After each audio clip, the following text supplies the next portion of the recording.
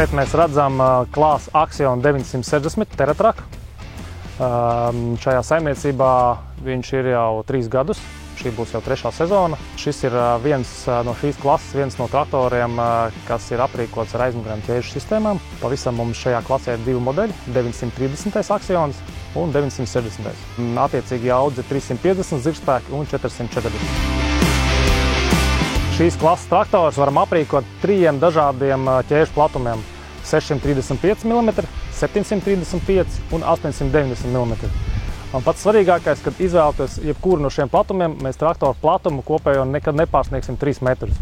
Šis konkrētais ir aprīkots ar 735 mm. Mūsu saimniecībā šis konkrētais traktors ir jau 3. sezonu.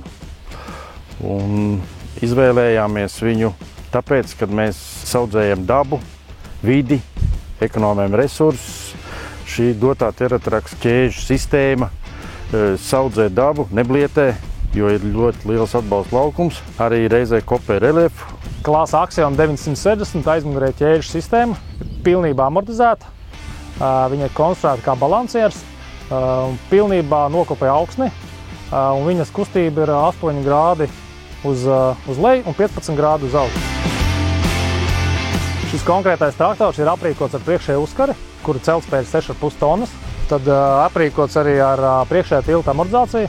Un, kas ir ļoti svarīgi, izvēloties priekšējā tilta amortizāciju, standartā mums ir aprīkots ar priekšējā tilta bremzēm. Šos traktorus mēs izmantojam galvenokārt smagajiem lauku darbiem.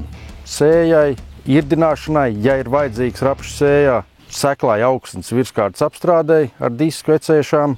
Visi šīs klases traktori ir aprīkoti ar bezpakāpju automātisko transmisiju, kur maksimālais braukšanas ātrums 40 km/h. Standartā visi teratraki tiek aprīkoti ar automātisko ķēžu eļļošanas sistēmu.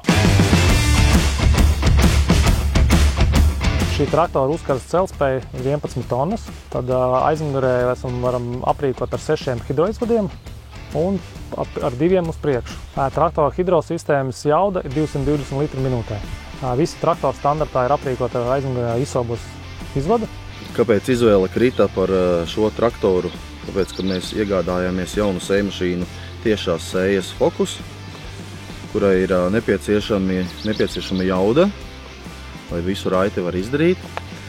Un tad, kad mēs iegādājāmies sējmašīnu, mums vēl šis traktors nemaz nebija padomā, jo mums ir 2 riteņu traktori klāsa Axion 950. Ir saimniecības arī kaimiņos, kas sēja ar to pašu traktoru, bet mums likās, ka vajag traktoru ar lielāku jaudu, un izvēle krita par labu šim jaunajam 960 TT ar ķēdēm.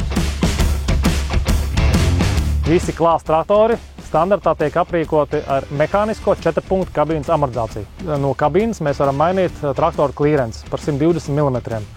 Šādā veidā pielāgoties dažādākiem lauksaimniecības darbiem. Salīdzinoši diezgan liels starpība, jo ar riteņtraktoru viņš tik līga neiet pa lauku kā šitas. Viņš mīksts, ērti jūtos kabīnē. Visi klāsa Axion traktori ir aprīkoti ar vienādu kabīni. Liela, plaša, ergonomiska kabīne ar cebis sānu konsoli. Īpaši vēlos uzsvērt traktora vadības sviru, kura ir konstruēta tā, lai traktora operatora roka atrastos dabīgā pozīcijā. Viss ir ērts, labai rokai viss ir ērti pieejams, parocīgi, nenogurdinot operatoru. Tādā ziņā ir ļoti ērts. Iespaidi ir ļoti labi.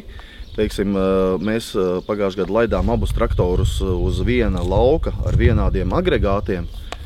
Ar to pašu riteņu traktoru, kuram ir jauda, tagad ir tāda pati kā šim traktoram. Šis traktors bija vienmēr soli priekšā, burtiski puslaukā, ja viņš ir, teiksim, 86 hektāra lauks, tad kāparķēžu traktors jau griezās riņķī, kamēr riteņu traktors vēl bija tikai pusē.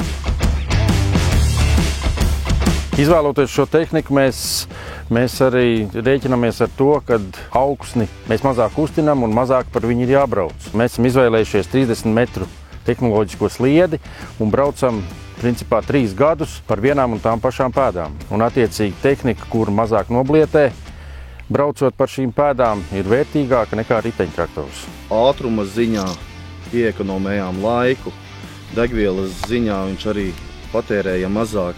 Var sakot, traktorists, kas brauc ar traktoru, ir priecīgs, ko viņš spēja izdarīt uz lauka. Tikai mazliet noskumuši bija tāpēc, ka pa ceļu viņš neiet tik ātri tā kā riteņtraktors. Ar riteņtraktoru traktorists vienmēr bija ātrāk mājās. Bet jā, visi tagad grib lekt uz šī traktora.